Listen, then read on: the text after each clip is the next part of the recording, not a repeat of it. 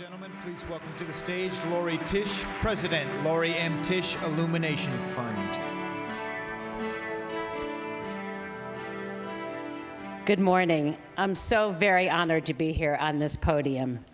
I first learned of ServiceNation when I met Alan Casey at the Slate 60, which was a conference to celebrate the country's 60 most generous philanthropists. And I'm so happy to see many of you here today. The idea was in its very early stages, but when Alan told me of his ambitious and important mission, I knew that I wanted and had to be involved. Immediately, I thought about my family, and especially my remarkable father, for whom public service was not so much a choice as simply something you did if you were fortunate enough to have the time and resources to be able to improve your community and offer access and opportunity to those not as blessed or as fortunate. I think it is fair to say if one Googled giving back, the first description would be the man I have the privilege of introducing to you today. I saw Mayor Bloomberg several nights ago at the benefit for the National September 11th Museum and Memorial, where, like so many other institutions, he is very committed with both his time and resources. I kiddingly said to him, "You have to be very nice to me because I'm delivering your introductory remarks Friday morning." Mike correctly responded, "Lori, I'm always nice to you," which is 100% true. But Mayor Mike, to me, is much more than just a nice guy. He is truly one of my heroes and role models, not just as a public servant, but as a thoughtful, intelligent, and compassionate philanthropist. When I decided to create the Lori M. Tisch Illumination Fund several months ago, I very carefully studied what Mike and several others were doing and knew that they had footsteps in which I wanted to follow. And I hoped that I would be able to affect even a small fraction of the change I have seen from their work. But enough about me right now, and on to Mayor Bloomberg. The very reason that Mayor Bloomberg sought the office of mayor was to work for the common good and actualize the values of hard work and responsibility that were taught to him by his parents. As we all know, these qualities served him very well as he took a small startup and led it to the prominence as the world's most successful financial news and information service company. But Mike never let himself be defined simply as a business magnate. Instead, he has dedicated his time and resources to ensuring the betterment of humanity through education, through medical advancement, through culture, and through social justice. It is with this very same commitment and conviction that he governs our city. The city he believes with his heart, with his soul, and with his mind belongs to all 8 million residents. And it is to this end he has fought tirelessly for access and opportunity for every citizen.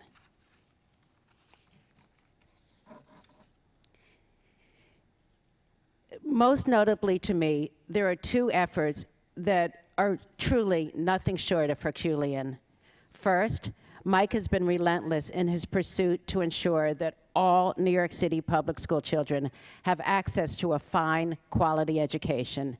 As a result, graduation rates have increased nearly 20%, and reading and math scores have risen to new levels. I want to repeat that, 20%.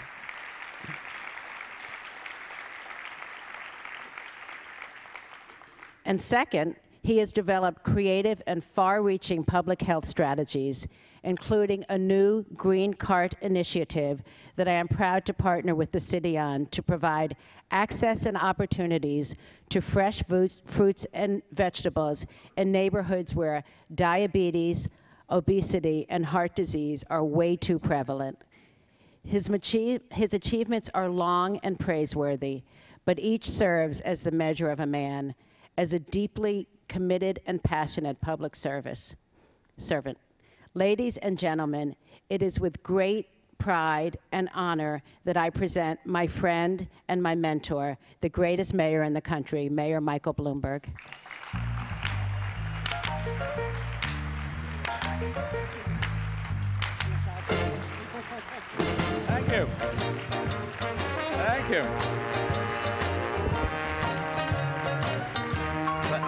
Thank you. Laurie, thanks for those kind words. I would have been embarrassed, except I loved hearing every minute of it.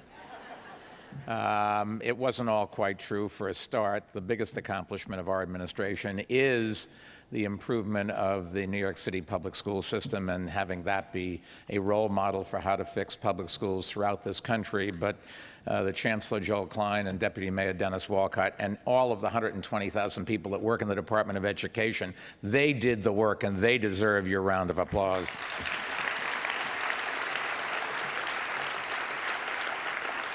Let me also reciprocate a little bit. I have known Laurie Tisch for more years than she would care to admit to. We don't call each other old friends. We call each other friends of long duration.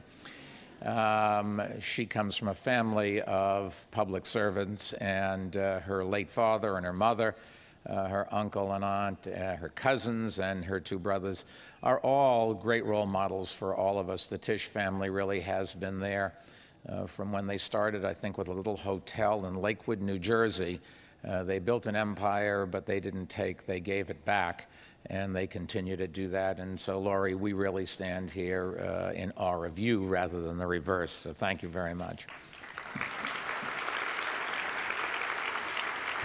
Now, Greg, or Vartan Gregorian, those of you who aren't as close as I am, and Rick Stengel really have done a great job of publicizing this event. Rick Stengel on the in the pages of Time magazine and on the website.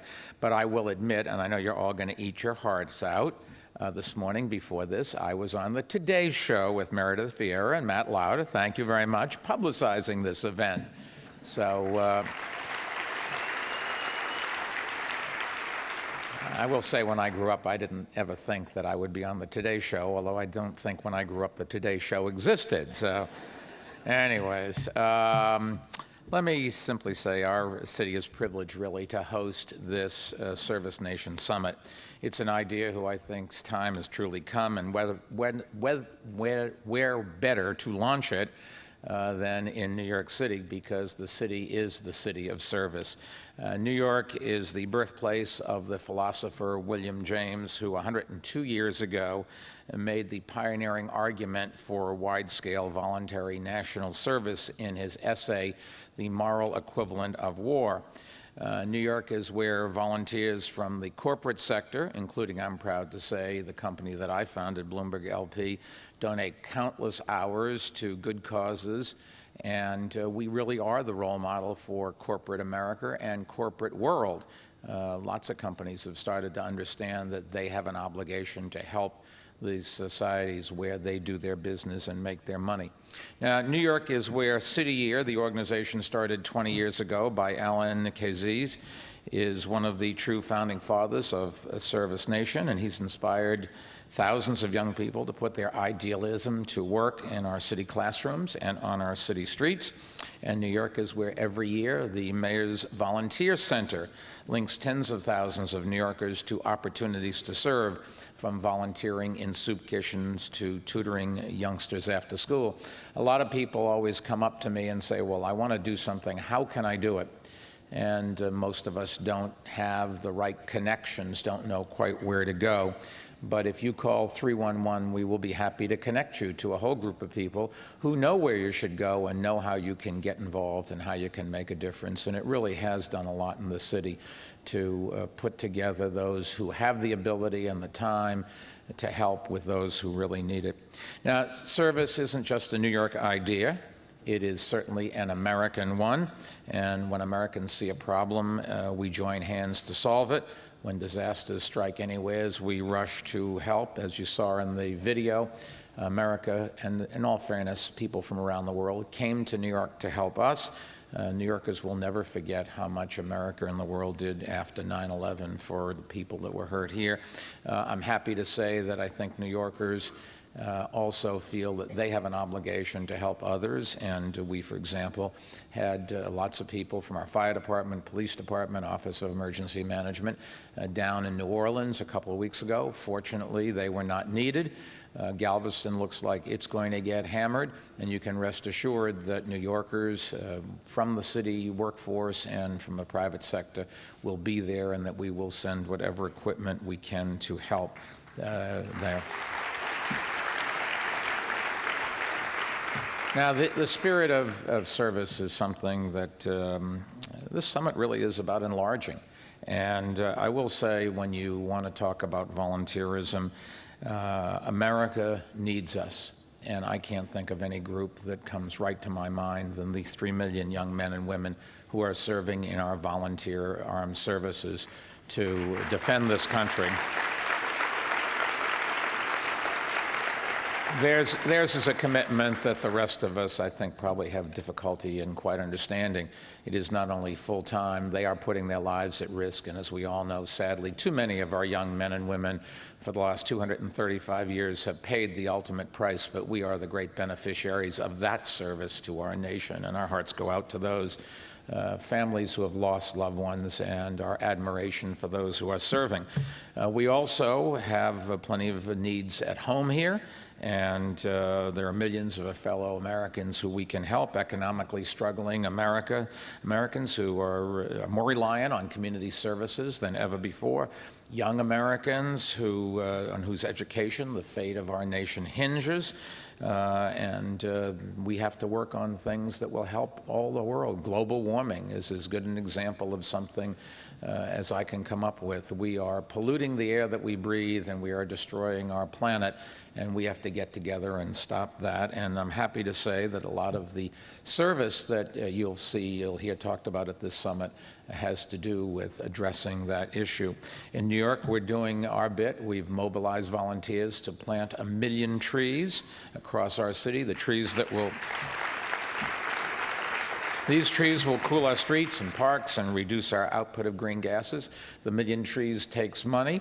We got a wonderful gift, $5 million from David Rockefeller, who wanted to do something for this city, and I'll never forget the look on his face as he and I stood there at a public housing project where we planted a tree. And I thought to myself, what a crazy world this is, and what a wonderful country. Here, Michael Bloomberg is standing with David Rockefeller planting a tree in a public housing project to make everybody in this city better. It tells you everything you need to know about America. And then we got $1 million from Sting and his band, The Police, to plant trees. I got a chance to go backstage at this concert and to say thank you personally for his gift. The breadth of the people that want to make a difference is quite astounding.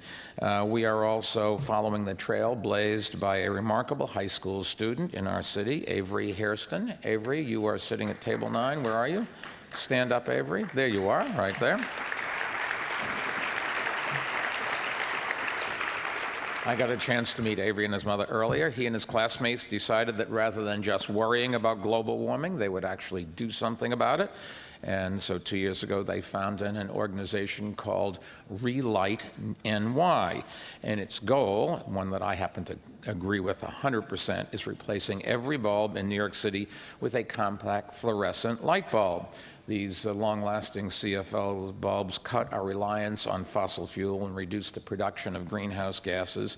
And with private donations, Relight NY has already purchased 30,000 CFLs and distributed them at subsidized and public housing developments. Because yes, they deserve a round of applause. Because of that, New Yorkers on limited resources are saving on their electric bills, and they are helping save our planet at the same time. Avery, we've begun going to CFLs in city government ourselves. City Hall is all converted. I think most of the Department of Education's main building is. I can tell you my house is. You really do make a difference. You will do something where people can, in these tough times, reduce their energy bills, and also we can help the planet. On September 27th, the Service Nation Day of Action, called for by this summit, young people in our city will distribute another 30,000 CFLs in their communities, donated by Relight New York. So once again, Avery, thank you very much. But that's just the beginning, you'll be happy to know. Today I'm announcing a new partnership between the city's environmental education campaign, Green YC, and the nonprofit organization Children for Children and Relight NY, and working together with more than 500 schools, after-school programs, and community groups will encourage tens of thousands more young people to keep relighting our city. So that's the ways we're going to have a better future, and I think it highlights the difference between people just talking about it and people actually doing something about it. And Avery, you're a role model for all of us, so thank you. Let me finish by saying in democracy, I think that service should be asked of everyone and also should be open to everyone. And to help, yes, a lot of applause here because you're right. To help make that happen, we're creating new service learning opportunities for students in low-income communities, and those youngsters have proved you don't have to be privileged to share the privilege of working for the common good. 10 students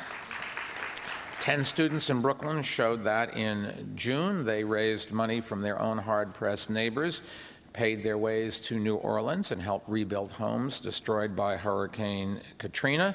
I was down, I've visited New Orleans a few times now.